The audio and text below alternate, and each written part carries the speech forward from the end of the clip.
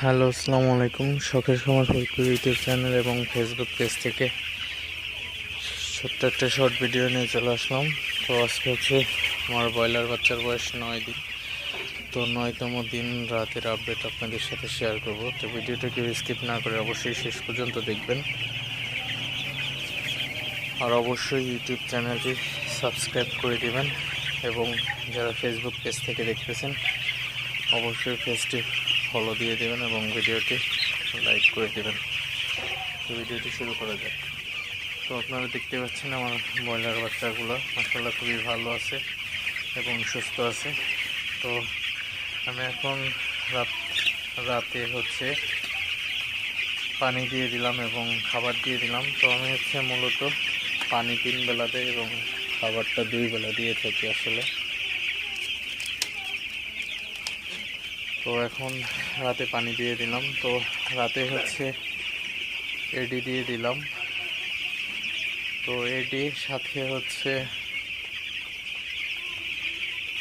থায়াবিন দিয়ে দিছি। তো দুপুরে হচ্ছে পানিটা শেষ না করার কারণে দুপুরে থায়াবিনটা দিতে পারিনি।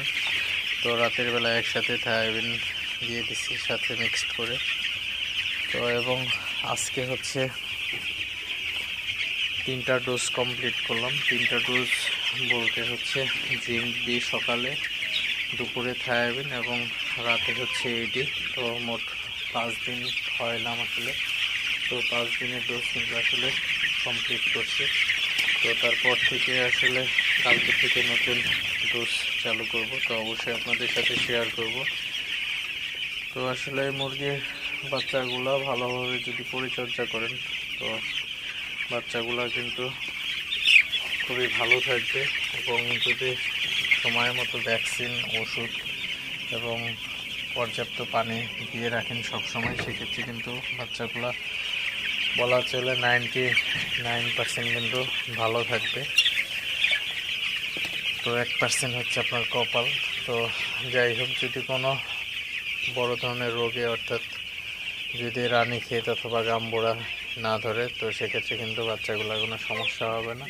আর অবশ্যই আপনারা নিয়মিত ভ্যাকসিন করবেন এবং যেগুলো ভিটামিন ব্রয়লারের প্রয়োজন হয়ে থাকে অবশ্যই আপনারা ভিটামিনগুলো দিয়ে দিবেন।